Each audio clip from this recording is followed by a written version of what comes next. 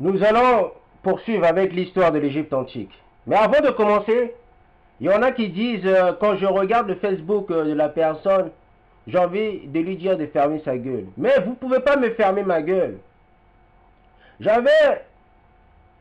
n'y a pas très longtemps de cela, je voulais arrêter de faire les vidéos. Pourquoi je voulais arrêter de faire les vidéos? Car il y a des personnes qui me suivent.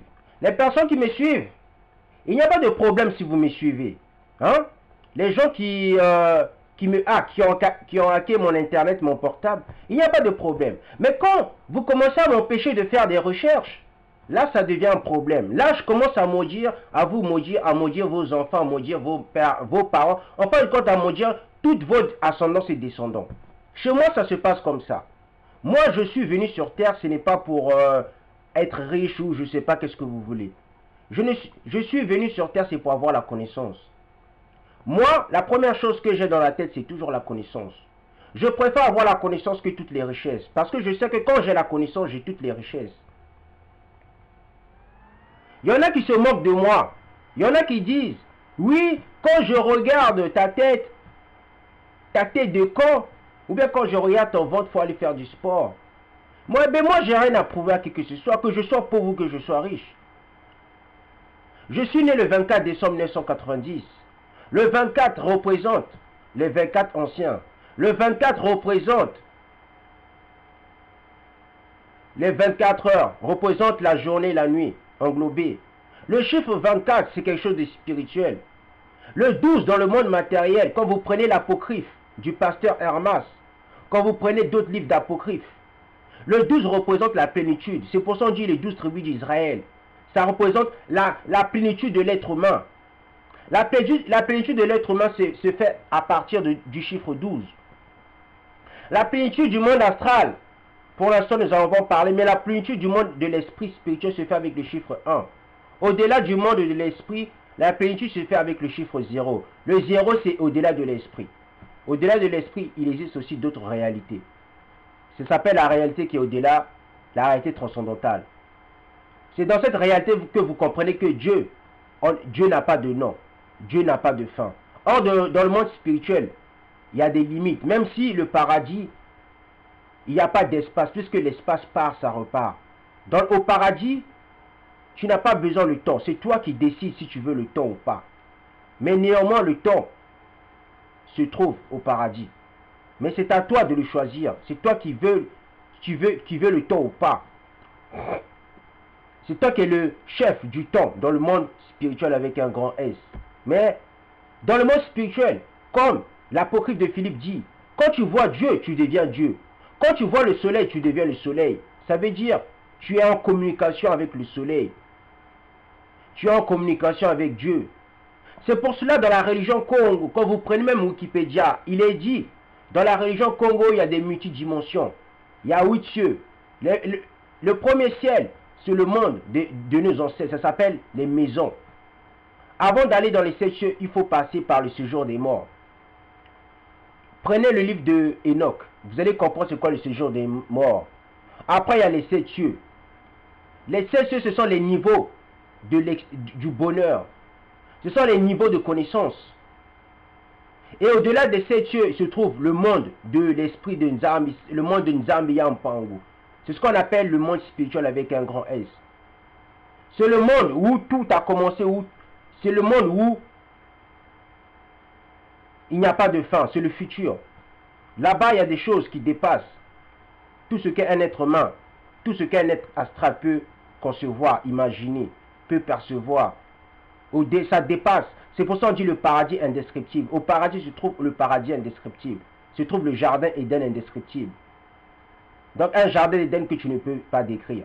Au paradis, dans le monde spirituel avec un grand S, il y a des ressources infinies. Des ressources qui dépassent tout ce que tu peux imaginer, que ce soit physiquement, astralement.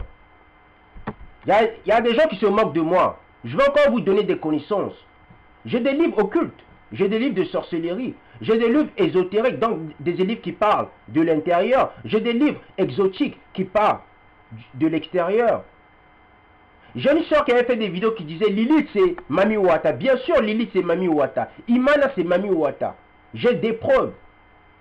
Même le mot Lilith, quand on dit Lilith, ça veut dire spectre. Bien sûr, Le mot Lilith, quand vous prenez l'île, Lilith, dans la Mésopotamie, Lilith voulait dire fantôme. Donc le mot Lilith, Lilith avait dire en fin de compte, dans les livres que j'ai, dans les définitions, dans la religion nubienne, dans la religion de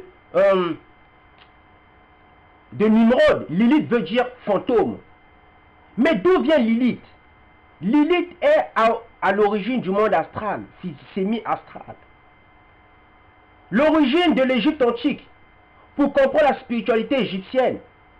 Tous ceux qui disent oui, repartons en Égypte antique, vous me faites rigoler.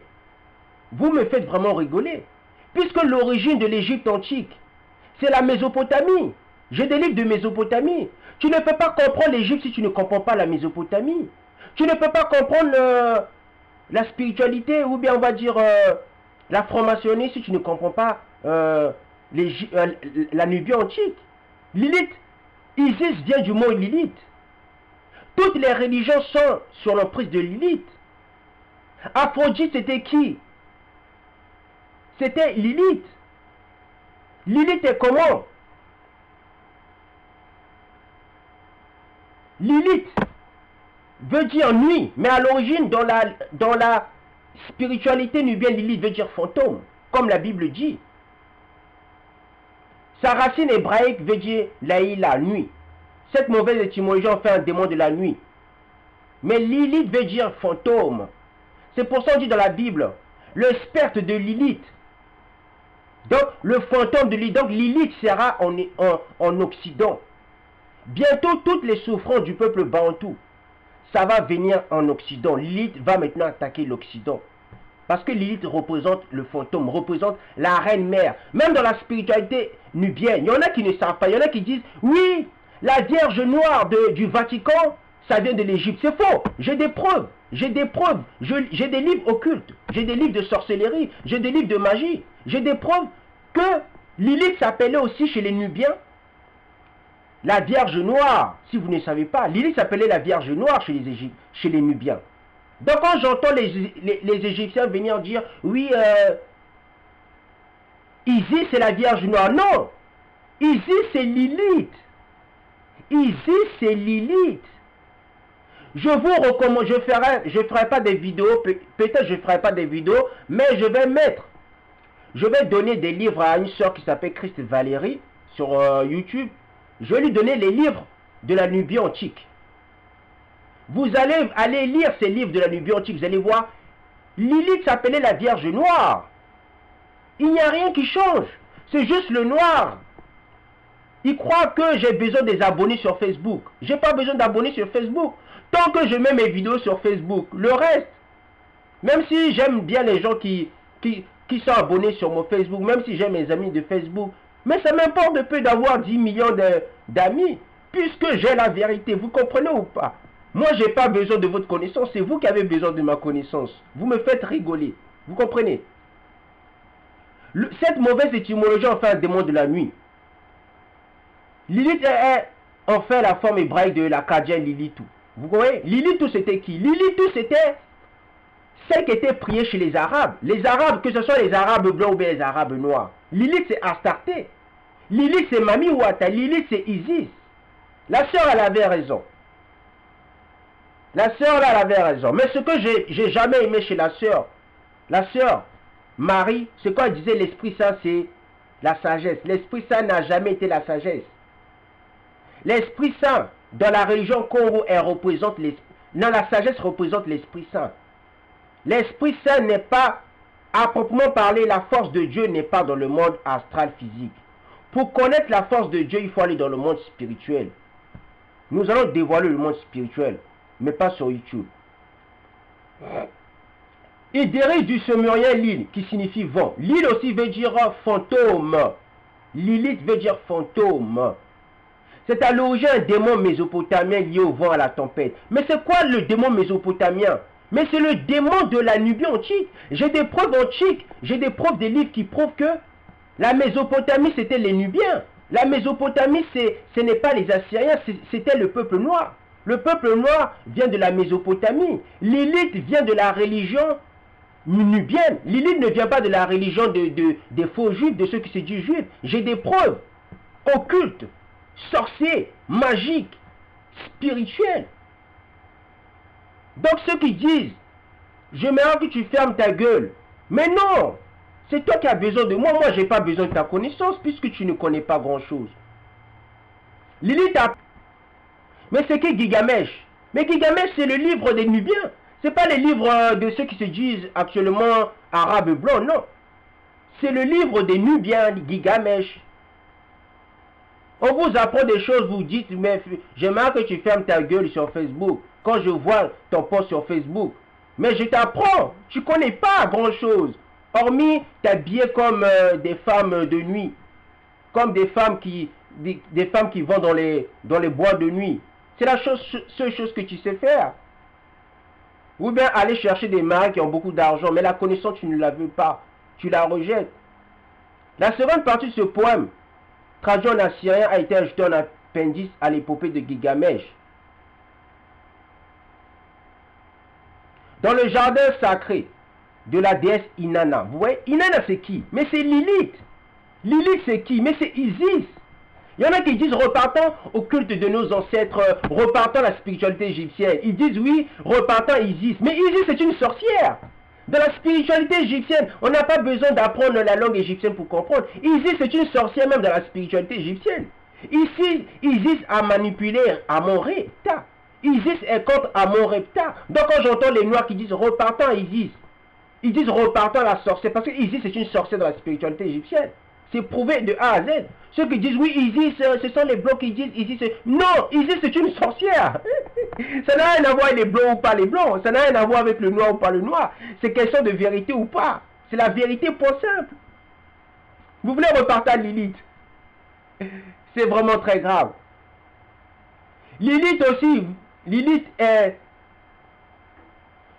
comment? Nous allons prendre dans la Bible, le mot Lilith, dans cette prophétie d'Ésaïe 34, sur la fin du royaume de Dom. La fin du royaume de Dom, c'est quoi? Mais c'est l'Europe. Le territoire de Dom est décrit comme une terre désolée. Il est habité par des bêtes sauvages et par Lilith. Vous comprenez? Donc Lilith va bientôt venir en Occident. Lilith pour l'instant est en Afrique. Mais quand Lilith va venir en Occident, l'Occident va tomber. Parce que Lilith c'est une démon, c'est la reine des démons, c'est la Vierge noire, c'est la Vierge rouge, c'est la mère de tous les démons. Elle a existé au monde astral. Elle a existé depuis que Adam est venu sur terre. Depuis que Adam a été créé. Elle est l'énergie négative. Elle est l'esprit de la mort.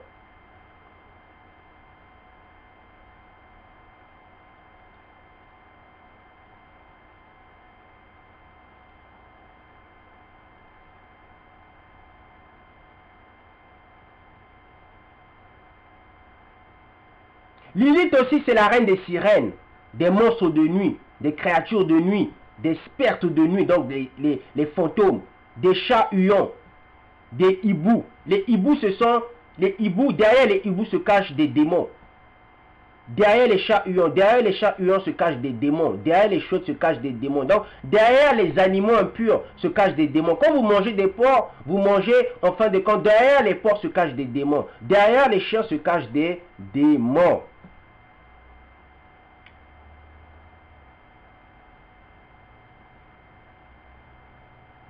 Là, nous sommes en train de parler de l'histoire de l'Égypte antique. Et par la suite, nous allons poursuivre. Pas avec Lilith, mais nous allons poursuivre avec l'Égypte antique.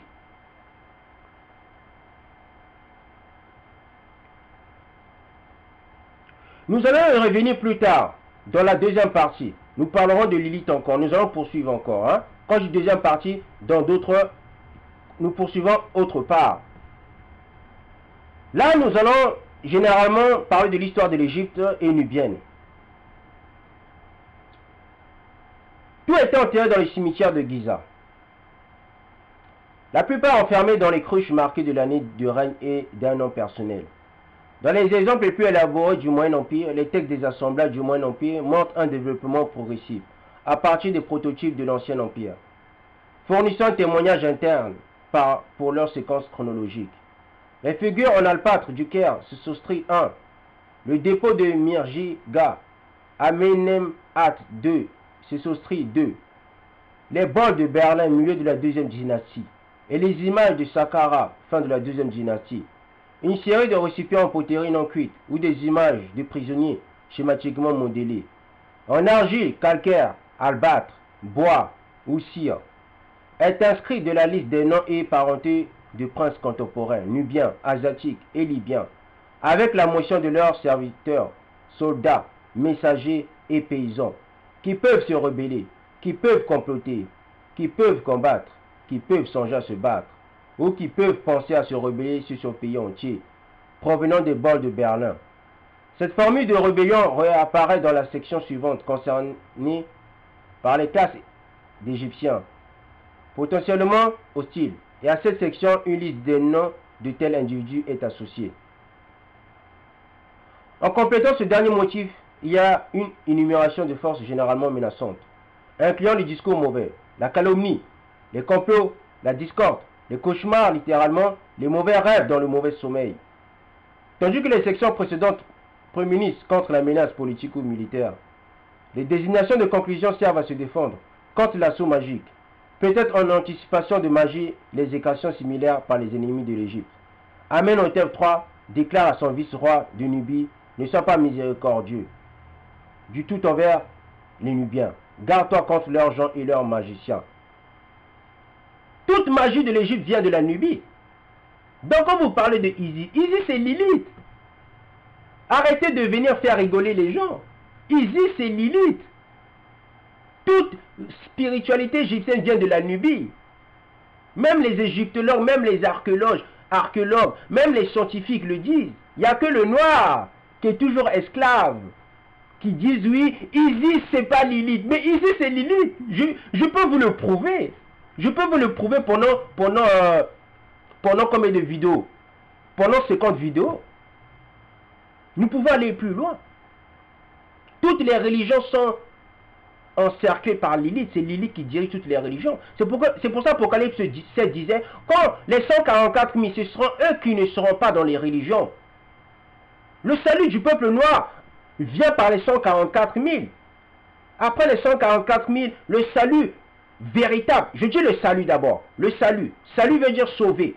Pour sauver, il faut apporter la connaissance. Donc, la connaissance, en ce temps dernier, ça vient des 144 000. Après, c'est par rapport au témoignage. Quand les 144 000 vont témoigner, ils vont témoigner pour la loi, témoigner pour la vérité. Et c'est là la justice va venir. La justice ne vient pas des 144 000. La justice vient de l'Éternel, vient de Christ. Les 144 000 sont là pour faire en sorte que le peuple bantou entier et noir commence à accepter les lois. Et en témoignant sur les lois, c'est là la justice va venir. La justice ne vient pas sans les lois, sans les témoignages. On ne juge pas une personne sans loi, sans témoignage. Regardez dans les tribunaux. Dans les tribunaux, pour juger une personne, il faut les lois. Il faut des témoignages. S'il n'y a pas de jugement. Ce que vous trouvez dans les tribunaux, c'est ce que vous trouvez dans la Bible. Il n'y a rien qui change. Il n'y a que le peuple noir qui croit qu'on vit sous la grâce. On ne vit pas sous la grâce. La vie est faite d'injustice et de justice. Sinon, il n'y aurait pas de guerre dans le monde ici-bas. Il n'y aurait pas d'injustice dans le monde ici-bas.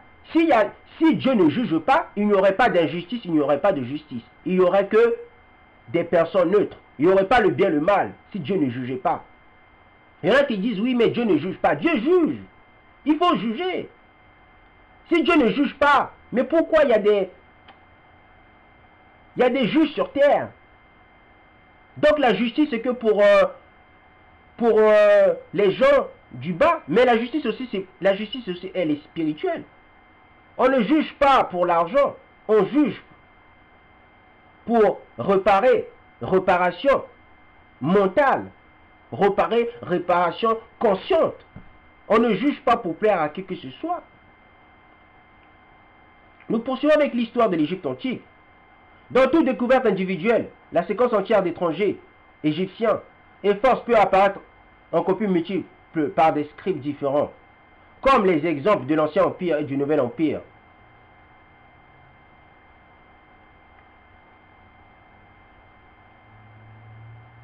Clairement, seul l'État pouvait satisfaire à ces exigences. Posener remarque que les figures centrales du dépôt de Giza étaient en calcaire. Une pierre non locale est donc sans doute envoyée par la chancellerie royale. Il suggère que ces figures étaient envoyées déjà inscrites comme modèle pour les autres copies sur le site. Donc, en dépit de leur académisme dans ou à côté des tombes privées, les formules des équations élaborées ne sembleraient pas être des productions privées mais étatiques. Conçu évidemment pour supprimer la révolte à l'intérieur et à l'extérieur du pays.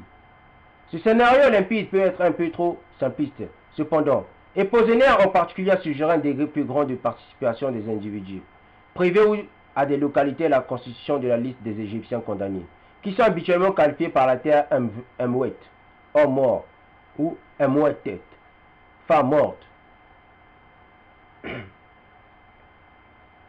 Les textes constitueraient le dama notio memoriae des criminels locaux morts et peut-être exécutés. Le terme sker, frappé prisonnier, est appliqué de façon prospective aux soldats étrangers qui n'ont pas été capturés. À la forme des figures elles-mêmes constitue un accomplissement du souhait, projeté sur les individus associés. Le terme défunt pourrait de la même façon être anticipatoire et le rituel du papyrus préliminaire rien inclut spécifiquement des éléments à la fois du roi et du praticien mort ou vivant.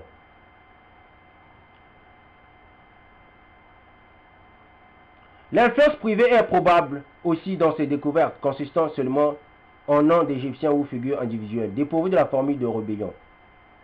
Ces figures peuvent néanmoins garder le terme Amouet et sont soumises au même traitement que les figures dans des productions ostensiblement étatiques, en début de l'implication d'une assurance privée pour ces dépôts de fondation. Ils peuvent avoir été analysés comme formant une unité dans la section égyptienne. À part l'utilisation certaine et l'autre possible de terminologie pieuse, les listes des équations ne contiennent rien qui en soi-même pourrait être qualifié de magique, servant simplement à identifier l'individu, la nation ou la force avec le pot inscrit ou l'image. L'effet magique désiré de ces assemblages doit donc dériver non pas du texte mais du rituel auquel ils étaient soumis. Ce qui pourrait constituer ce rituel était le sujet de controverse.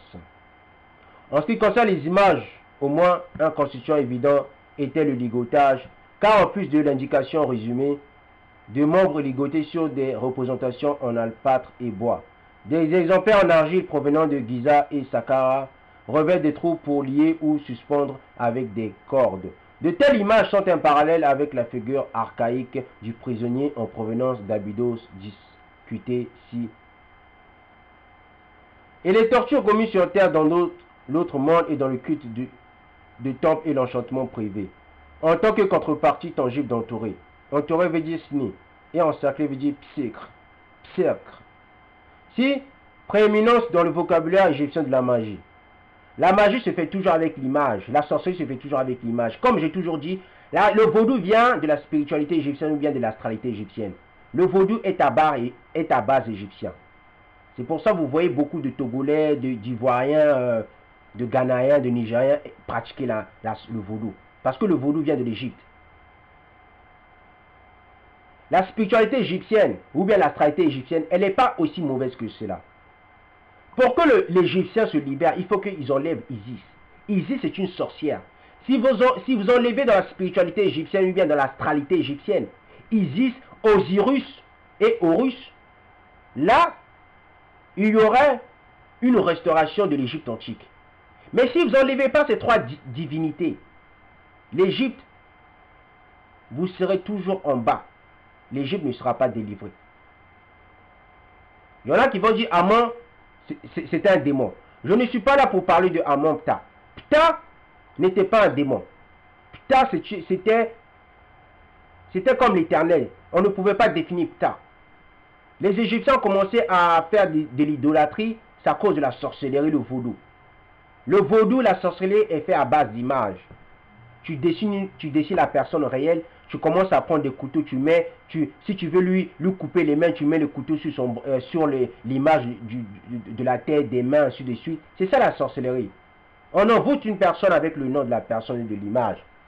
Et par d'autres degrés de connaissance hostiles.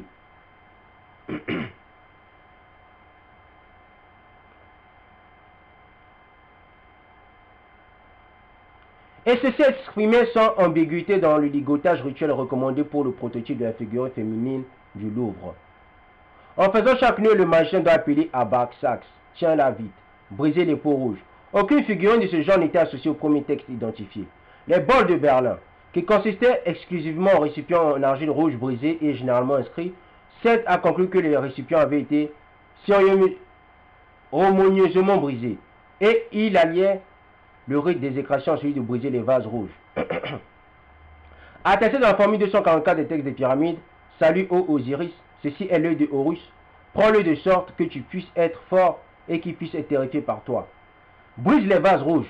Le déterminatif du mot briser, dans la version de Merare de cette formule, implique l'utilisation d'un montier et d'un pilon. Et Short a suggéré que c'est ce pilon que le verset identifie à l'œil de Horus.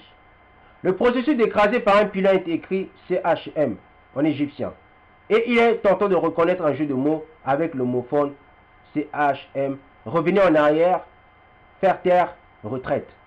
Bien qu'on ne trouve pas d'exemple clair de ce mot avant la période tardive. La purification par l'eau avant de briser le pot, scène provenant de la tombe de Maya.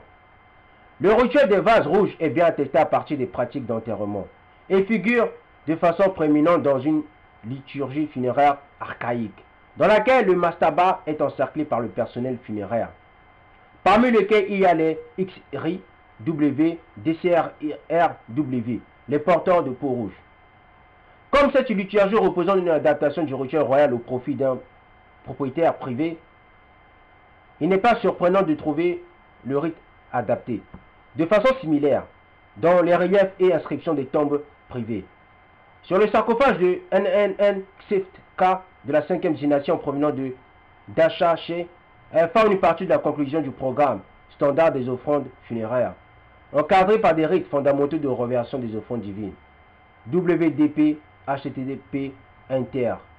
Versement d'eau froide, STI, KBH et brûlage de l'encens, CDT, CNTR. Un programme similaire d'offrande peint dans une chambre funéraire de la 6e dynastie à Meir, associé le rite avec celui d'enlever les empreintes de pied, INTERD. Le balayage culturel du sol à la fin des offrandes du temple ou des offrandes funéraires. Et cette peinture est répétée dans des inscriptions et décorations de relief, en provenance de la tombe de Meruroka à Saqqara. Les récipients rouges réapparaissent dans la frise des ustensiles de purification sur les sarcophages du Moyen Empire. Et la formule 926 des textes des sarcophages fait écho à la liste d'offrandes de la 5e dynastie dans une adresse directe aux défunts. Lave-toi, assieds-toi pour le repas. Mets tes mains dessus, lui. Détourne les offrandes du Dieu. Brise les peaux rouges. Donne de l'eau froide. Purifie les tables d'offrande. Feu et encens sont pour la personne qui cite cela. La société de briser les vases rouges avec le repas d'offrande funéraire était déjà impliquée dans les textes des pyramides du Nas, où la formule contenant le rite suit d'autres conçus pour fournir au roi des offrandes, formule 199, des libations, formule 32, et de l'encens, formule 25 et 200. Son affiliation claire dans les textes privés avec les cérémonies de conclusion de ce repas suggère que les peaux rouges étaient ceux qui étaient réellement utilisés dans l'offrande et brisés à sa fin. La cérémonie sembla donc une partie inhérente de la pratique funéraire égyptienne à ses débuts. Et la durabilité du concept sous-jacente est démontrée par la réapparition d'une coutume réalisée à côté des stands d'offrande funéraire au Nouvel Empire. La vitalité de la pratique au Nouvel Empire est confirmée par la première incorporation du rituel dans la liturgie divine. Au temple de Luxor, Amenhotep III réalise la cérémonie devant Amon-Ré, en frappant deux de ses peaux ensemble. L'utilisation de tels récipients rouges, DCRW, continue à la période ptolémaïque où, comme dans la liturgie archaïque, ils sont transportés sur le site pour être purifiés. Tandis que les sources ayant explicitement la case des vases rouges avec les repas d'offrande sont étrangement silencieuses quant à la signification de l'acte. La première référence au rite dans les textes des pyramides est tout à fait spécifique. Briser les vases rouges inflige la terreur à ses ennemis. La nature agressive du rituel est renforcée par la scène de boucherie simultanée d'un taureau dans la maison du sacrifice du temple de la pyramide. Le couplage étant fondamental et relocalisé devant la tombe privée. Le sacrifice accompagne les réalisations au Nouvel Empire également. La case des récipients correspond à la découpe du taureau.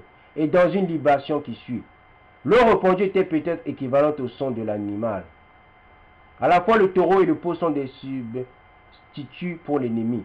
Repoussé, démembré, rouge. Les connotations hostiles du rituel sont parfois mises en évidence par la couleur spécifiée de la poterie elle-même, car les associés négatifs s'étiennent de la couleur rouge sont bien connus. Chez les Égyptiens, chez les Congos, je l'ai démontré, selon la cosmogonie Congo, même selon les Européens, la couleur rouge représente ce qui est méchant, la ruse. C'est pour ça que l'homme a le sang rouge. Quand j'entends les gens qui disent on a la même couleur rouge, mais ça ne veut rien dire avoir la même couleur que rouge. La couleur rouge représente la mort. Lisez bien Apocalypse. Lisez bien le livre de Lévitique. Lisez bien la cosmogonie Congo, la cosmologie Congo. Lisez bien la spiritualité égyptienne. La couleur rouge, le rouge. Le sang que vous aimez beaucoup. Vous dites on a tous le même sang. Mais le sang rouge représente ce qui est mauvais. Ça représente la mort. C'est pour ça qu'on dit les êtres astrales, les esprits astrales, les esprits spirituels n'ont pas de sang. Parce que le sang représente, la couleur rouge du sang représente la mort. Les esprits n'ont pas de sang. Parce qu'ils ne sont pas morts, ils sont vivants.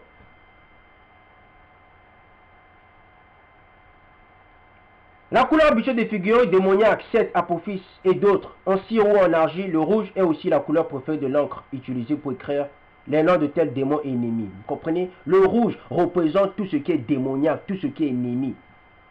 Vous savez, ça veut dire quoi le mot colonial? Quand on dit la colonisation européenne, coloniser veut dire, selon la langue latine, l'origine du mot colonial veut dire cultiver la colère. Donc on dit le peuple bantou est la France est la colonie du peuple bantou, ou bien quand on dit les États-Unis sont la colonie du peuple noir, ça veut dire les États-Unis ont mis leur colère, ont cultivé leur colère chez les Noirs. Parce que le mot coloniser veut dire cultiver sa colère, travailler sa colère. Donc, être en colère contre ces gens.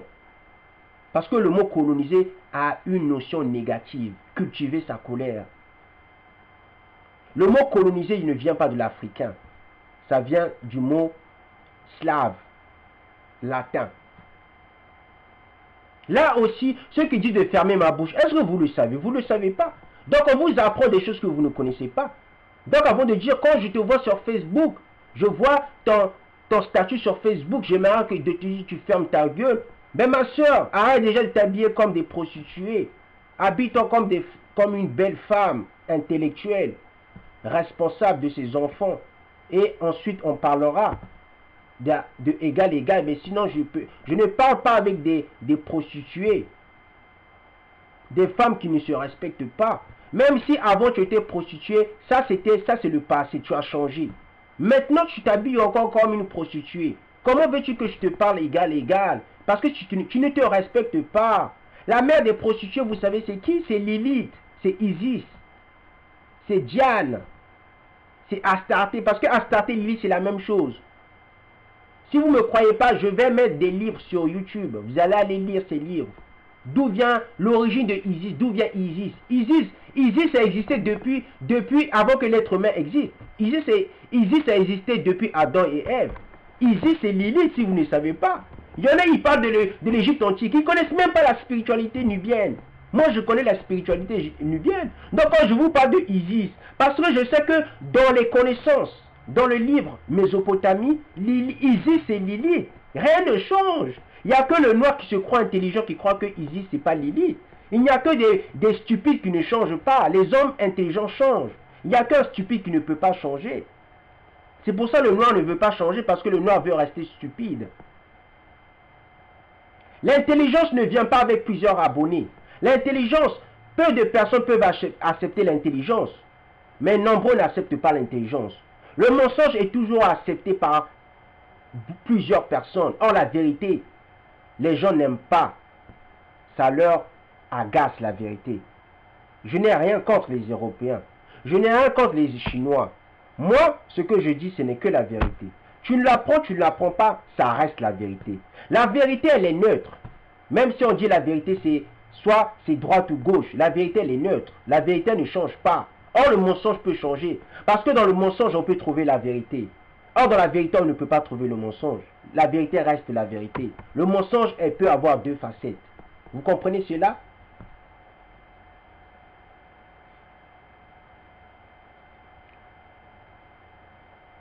Les deux usages sont combinés dans les textes des exécrations, où à la fois le substitut pour figurine en argile et l'inscription d'identification sont souvent rouges. Un lien supplémentaire entre cette couleur et les textes des exécrations peut résider dans un titre de l'Ancien Empire qu'Edel a lu. CX Dessert W, script des rouquins, est interprété comme la désignation du clerc responsable d'enregistrer les individus sétiens. Dans les noms comprend la section égyptienne des listes d'exécration. Si la notion des cheveux rouges, soit comme caractéristique physique réelle, soit comme expression figurative pour sétiens, typhon, pouvait être fermement associée avec les ennemis des textes d'exécration. Cela fournit une explication pour la tradition particulière enregistrée par Diodorus concernant l'ancien sacrifice des rouquins. À cet égard, dérive de la détermination récente par les scientifiques français que la coloration d'origine des cheveux de Ramsès II était rouge, conduisant à la suggestion que les réussites grandioses de ce monarque résultaient d'avoir un désir de compenser ce défaut.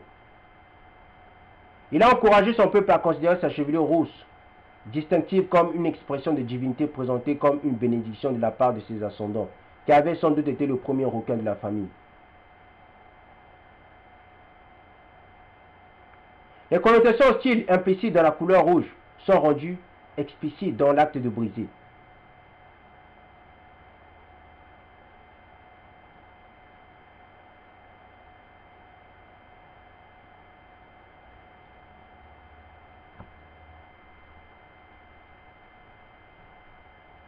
Bien qu'intensifiée, la destruction copte islamique d'images païennes suit simplement la technique traditionnelle. Les textes des pyramides non seulement dans le rituel des vases rouges, mais aussi dans une formule pour supplanter un script divin. 2 fois scribe. Brise ta palette, brise tes plumes, déchire tes rouleaux. Ô ré, chasse-le de sa place et installe-moi à sa place. Formule 476 des textes des pyramides. Bien que ce texte puisse être vu carrément sans nuance symbolique, son descendant dans les textes des sarcophages suggère que l'opposé est vrai. La formule 425, une formule peut chasser un vautour. Déclare, vous les deux vautours qui sont sur les cabines du potier, je suis venu à toi pour que je puisse briser tes peaux à eau et écraser tes encriers, car un sentier préparé pour moi à l'endroit où est le grand Dieu. À partir des formules parallèles 667 et 668, il semble que ces vautours soient des émissaires hostiles de l'autre monde, qui doivent reposer des offrandes du défunt. Tes dieux sont tes fesses, et la personne qui cite ne te donnera pas ce qu'il apporte dans l'île de feu, l'île de Dieu soleil.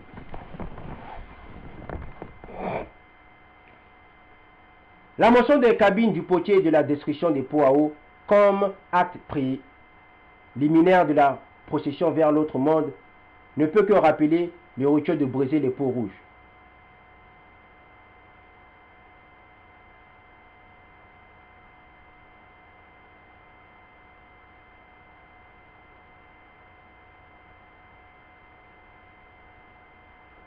La réponse la plus flagrante au pouvoir rituel de briser apparaît dans la formule 571 des textes des sarcophages, dans laquelle le couplage à égalité de la formule du rite est notable.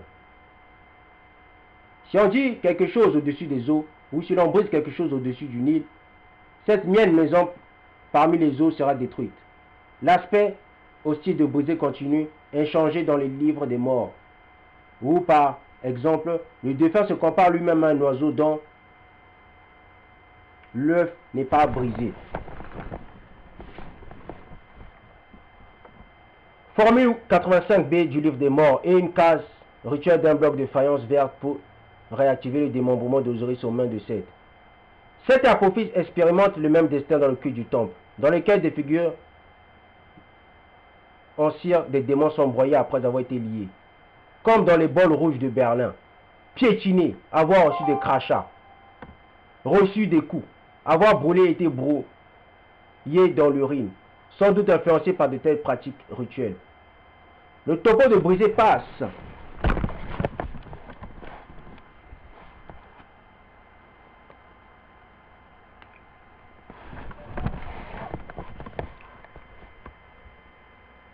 dans les expressions populaires.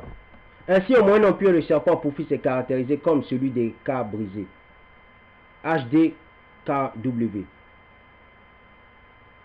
Dans la seconde stèle de Sostri 3 à Semna, le roi dévalorise ses opposants nubiens comme misérables, aux mains et au cœur brisés. L'imaginaire rappelle la case réelle dans le rite des exécrations et peut bien dériver de lui. Le livre du rêve, Chester Beatty du Nouvel Empire incorpore cette technique d'exécration dans sa collection de symbolisme hostile. Si un homme se voit lui-même en rêve en train de briser un récipient avec ses pieds mauvais, cela signifie combattre. L'idiome et le rite sont combinés dans le livre anti-Seth. De la période tardive qui prescrit la destruction des figures en cire de Seth et ses confédérés tout en proclamant que le briseur de millions a brisé leur cœur. L'adoption de la terminologie des exécrations n'est nulle part plus frappant que dans les stèles stéréotypées et largement disséminées de Horus sur les crocodiles, utilisées populairement comme amulette contre la morsure d'animal. Les stèles demandent aux dieux de sceller les boucles et les bouches des lions, crocodiles, serpents et scorpions. Rends-les pour moi comme les cailloux du serpent, comme les tessons de poterie le long des rues. Une telle réduction des ennemis à des tessons inoffensifs est bien sûr exactement ce que le rituel des vases rouges a accompli, tout à fait littéralement depuis sa première apparition dans les textes des pyramides. Une conception similaire peut sous-tendre l'utilisation d'astraka dans des malédictions privées, depuis le Nouvel Empire jusqu'à la période gréco-romaine, et est clairement la base de la mort par tesson de poterie.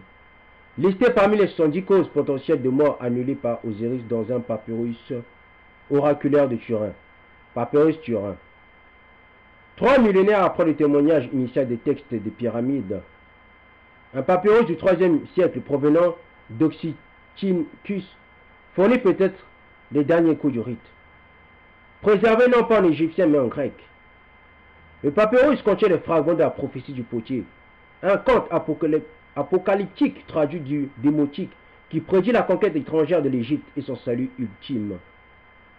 La modification de la prophétie est la même mise impie du potier titulaire, un représentant divin et la case de ses peaux. Ici, la destruction traditionnelle des ennemis étrangers en brisant des peaux a pris une tournure ironique, car dans ce texte, ce sont les Égyptiens eux-mêmes qui ont abrogé la justice et deviennent des étrangers pour les dieux. Comme résultat, il entraîne leur propre destruction en rejoignant involontairement l'ancienne cérémonie. Bien que les bols de Berlin montraient des signes indiscutables de cassure intentionnelle.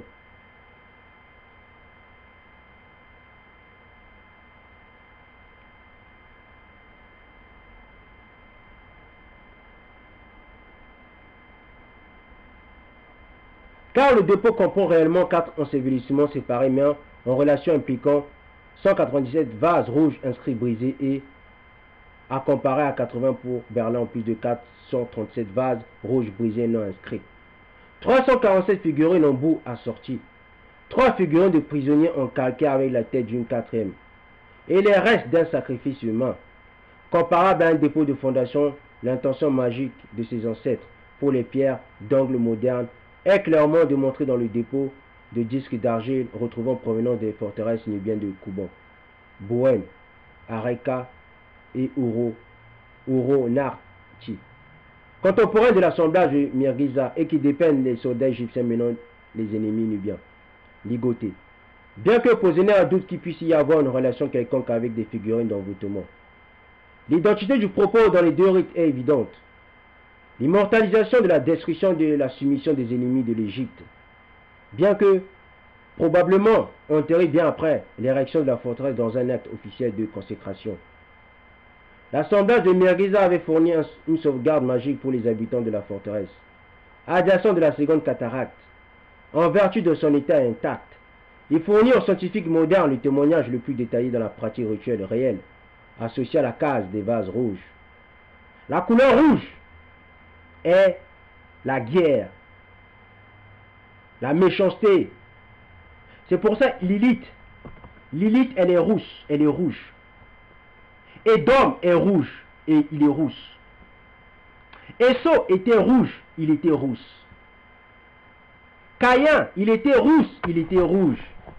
C'est pour ça qu'on dit dans Ésaïe 14, ceux qui ne sont pas bantous, ceux qui ne sont pas égyptiens, couchites, même on va dire les Moabites, parce que les Moabites, les Ammonites, ils descendent des Noirs. Mais ceux qui ne sont pas, tout ce que je viens de citer, ils descendent de Lilith. Ce sont les enfants légitimes de Lilith. Toutes les personnes qui ne sont pas noires, qui ne sont pas des Arabes blancs, comme j'aime dire les Arabes blancs, toutes les personnes qui ne sont pas des Moabites, des Ammonites, des Couchites, des Nubiens ou bien qui ne sont pas noirs, sont tous des descendants de Lilith, de Isis. Parce que Lilith, Lilith, on l'appelait la Vierge Noire. Lilith, chez les Nubiens, elle était rousse, elle avait une couleur rousse, même si on l'appelait la Vierge Noire. Le nom de Isis, de Aset, ça vient d'où? Mais ça vient de la Nubie. Ah oui, dans la spiritualité égyptienne, dans l'astralité égyptienne, même dans les sites panafricains, eux-mêmes ils disent, leur spiritualité vient de la Nubie. Mais dans la spiritualité nubienne, il est dit, Lilith est la Vierge Noire. Mais si Lilith est la Vierge Noire, chez le Vatican, Marie est la Vierge Noire. Parce que Marie, le mari que le Vatican représente, ce n'est pas le mari de la Bible. C'est le mari qui s'appelle Lilith. Parce que toutes les religions, que ce soit arabes, les arabes blancs ou bien les arabes noirs, eux ils disent qu'ils prient Allah. Vous ne priez pas Allah. Allah ne vous a jamais dit d'adorer une pierre noire. Allah ne vous a jamais dit d'adorer Lilith. Parce que la pierre noire, c'est Astarté. La pierre noire, c'est Lilith. Lilith, on l'appelle la Vierge Noire. Isis, on l'appelle la Vierge Noire. Marie, dans la Bible, on ne l'a jamais appelée la Vierge Noire. Ah non, Marie, elle n'était pas vierge. Hein?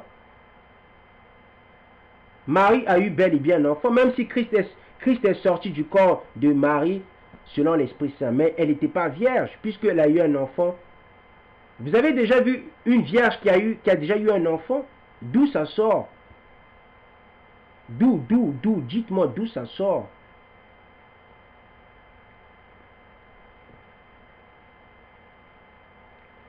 Les découvertes éparses en provenance des sites comparables de Bleu, de Ouro, Narchi et Shelfak pourraient corroborer l'existence d'un rite similaire, standardisé pour les forteresses nubiennes du Moyen Empire. Des dépôts intacts en Égypte de l'Ancien, du Moyen et du Nouvel Empire sont manifestement non identiques. Et les descendants saïtes du rite de Mirgiza à la forteresse de Defna consistaient seulement en quelques 30 à 40 figurines de prisonniers en calcaire, enterrés souvent brisés.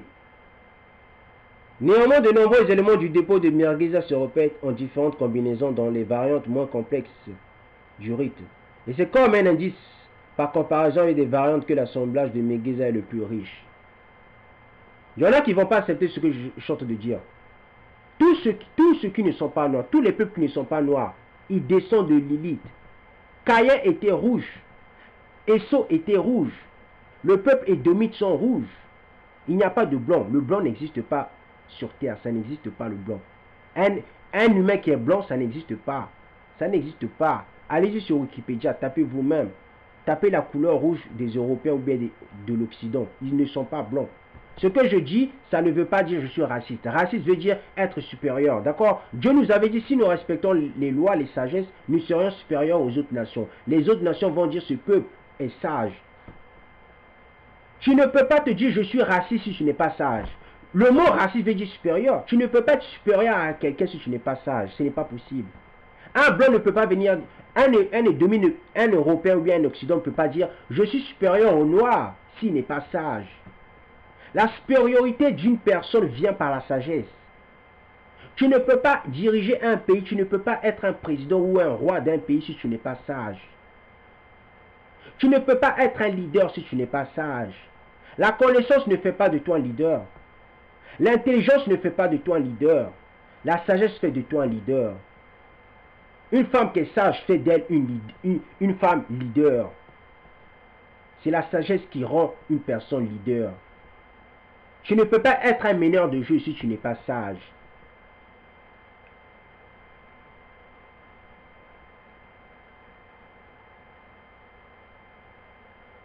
Nous allons poursuivre avec l'histoire de l'Égypte antique. Nous n'allons pas nous arrêter là. Nous allons encore, dans la prochaine vidéo qui arrive, nous allons encore parler de Lilith. Qui est Lilith? Selon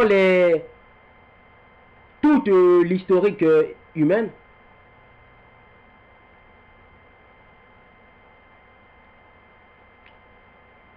Nous allons terminer avec la magie de l'Égypte antique. Formule que tu diras d'avance en bas sur sa tête pour que tu l'examines ainsi que ses oreilles, afin de voir s'il est apte à s'approcher du vase. Iblis. Ça, c'est dans la spiritualité égyptienne, hein? Dans la magie égyptienne. Iblis, ou bien le shaitan, hein? Toi sublime, vautour, faucon.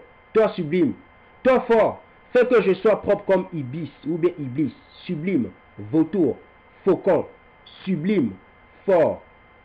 Tu réussis cela 7 fois en bas sur sa tête. Quand tu achèveras de le dire, ses oreilles lui teinteront. Si ses 2 oreilles teintent, il est très très bon. Si son oreille droite teinte, il est bon. Si son oreille gauche teinte, il n'est pas bon. Moyen d'ensorceler vite un vase afin que les dieux viennent et te disent toujours la vérité. Tu jettes une coque d'œuf de crocodile ou ce qui s'y trouve dans le feu. Le vase sera ensorcelé tout de suite. Dans les prières égyptiennes, on répétait 7 fois ces prières. Il faut répéter 7 fois quand tu pries chez les Égyptiens. Il y a des pseudo-intellectuels historiens noirs qui disent, ou bien, eux-mêmes, ils se autoproclament, je suis un égyptologue. Il y en a qui disent, oui, les Égyptiens ne prient pas. Chez les Noirs, chez eux, pour eux, dans leur tête de névrosés, de malades, de troubles psychiques, ils disent, oui, le Noir ne prie pas. Le Noir n'a jamais prié, que ce sont les Européens qui ont appris aux Noirs à prier, que les Noirs ne priaient pas. Vous êtes bornés dans le mensonge, exactement. Dans la terreur, vous voulez terroriser le peuple noir. Vous voulez les remettre dans la confusion, les confondre dans la vérité. Vous voulez confondre le mensonge et la vérité. Vous voulez stimuler votre agression physique, mentale que les Européens vous ont fait subir chez les autres. Vous voulez aggraver la situation du peuple noir. Ce n'est pas normal. Là, nous voyons les Égyptiens prier, que ce soit dans la magie, que ce soit dans les formules, que ce soit dans tout ce que vous voulez prier. Même avant de dormir, les Égyptiens priaient. Avant de manger, ils priaient. Quand ils sortaient, ils priaient. C'est pour ça qu'on dit la spiritualité, question de race. Même dans leur magie, ils priaient. Les Égyptiens priaient. Vous ne pouvez jamais enlever la vérité. La vérité, elle se cache, mais elle revient toujours à la surface de l'eau. 4. Moyen de les forcer à parler. Tu jettes une tête de grenouille dans la poêle et ils parleront. 5. Moyen d'amener les dieux de vive force. Tu jettes de la bile de crocodile broyée avec de l'encens dans la poêle. 6. Si tu veux les forcer à venir sur le champ, tu jettes dans la poêle un petit rameau d'anis et la coque de l'œuf mentionné plus haut. Et tu ensorceleras le vase sur le champ. 7. Si tu veux faire venir un homme vivant, tu jettes dans la poêle du vitriol bleu et il viendra. 8. Si tu veux évoquer un esprit lumineux, tu jettes dans la poêle une grande amulette avec du cristal et l'esprit lumineux viendra. Ça, c'est la magie égyptienne. Cette magie égyptienne, ce n'est pas le vaudou. C'est la même chose que vous retrouvez dans le vaudou. Quand je vous dis, le vaudou, c'est la même chose que la spiritualité égyptienne. Si le noir n'enlève pas son vaudou ou bien sa magie, vous allez toujours être esclave des autres. La magie n'a pas délivré les Égyptiens. La magie n'a jamais sauvé les Égyptiens. A fortiori, où sont les Égyptiens à l'heure actuelle? Les femmes noires sont en train de se prostituer. Les hommes sont en train de faire les magouilles. Ils sont en train de hacker les portables des gens. Ils sont en train de voler de l'argent dans les banques. Ils savent comment voler de l'argent. Ils sont en train de fouiner dans la vie des autres. C'est ça les noirs, à cause de la magie, du vaudou, de la sorcellerie. 9. Si tu veux évoquer un noyé, tu jettes dans la poêle un crabe de mer. 10. Si tu veux évoquer un mort, tu jettes dans la poêle des excréments d'âne et l'amulette de Nebted et viendra. Vous voyez? Si tu veux invoquer un mort, il faut jeter le caca de l'âne et des amulettes de Nebted et viendra. Donc il faut utiliser des choses impures, des choses qui puent, qui ont des odeurs. Quand vous allez aux toilettes, quand vous allez dans les toilettes, quand vous chiez dans les toilettes, le caca là, c'est la même chose que vous retrouvez dans le vaudou, dans la spiritualité égyptienne. Les Égyptiens aimaient beaucoup pratiquer dans leur magie, dans leur sorcellerie, les urines des femmes, comme nous avons déjà vu dans la spiritualité égyptienne, dans l'astralité égyptienne. Ils aimaient beaucoup utiliser le sang de la femme, le lait de la femme, le caca des animaux, le caca qui sort des animaux, ils aimaient beaucoup utiliser, afin de valider leur sorcellerie, leur magie. Depuis quand un être humain qui est normal aime le caca, or les Égyptiens aimaient beaucoup le caca, ce qui est impur. C'est ça que vous voulez retrouver? La magie, la sorcellerie que les vaudous pratiquent. Tu aimes le caca, tu aimes manger le caca, tu es devenu une sorcière, un sorcier. Tu veux avoir une femme, mais une femme ne va jamais aimer une personne qui mange le caca, ou bien une personne qui se lave les mains avec le caca, ou bien avec les urines des femmes. Or, dans la spiritualité égyptienne, ça se pratiquait. Les Égyptiens même mangeaient le caca, selon la médecine égyptienne. Dans la médecine égyptienne, on mangeait aussi le caca. Vous allez me dire c'est faux, mais je vous dis la vérité. Je ne dis pas tout ce qui est égyptien c'est faux. Elles sont mauvaises, non. Il y a des pratiques que les Égyptiens ne doivent plus repartir. Toutes ces pratiques sont dans le vaudou actuellement. 11. Si tu veux faire venir un voleur, tu jettes dans la poêle du safran en poudre et de l'ânon. 12. Si tu veux que le dieu vienne chez toi et que le vase opère vite des charmes, prends un scarabée, noie-le dans du lait de vache noire et jette-le dans la poêle. Le vase sera ensuite ensorcelé sur le champ et la lumière naîtra. Vous voyez, c'est ça la sorcellerie. Ce que je suis en train de vous dire, ce sont les pratiques de sorcellerie. C'est ça la sorcellerie. C'est ça le vaudou. D'où vient la sorcellerie? Nous pouvons aller plus loin. Nous pouvons aller plus loin dans la sorcellerie. Nous pouvons aller dans la spiritualité des Arabes blancs. Nous pouvons aller dans les Zoroastres. Nous pouvons aller dans la spiritualité nubienne. Nous pouvons aller plus loin. Nous pouvons aller voir comment se pratique la spiritualité de Lilith. Vous allez comprendre c'est quoi. Nous on connaît, on parle de ce qu'on connaît. Quand on ne connaît pas quelque chose, on ne parle pas. Moi je parle de ce que je connais. Quand je ne connais pas, je ferme ce que je dois fermer. 13. Si tu veux laisser son aller n'importe quoi jeter dans la poêle des excréments de singe, vous voyez? Donc, si tu veux aller n'importe quelle chose, il faut jeter le caca des singes.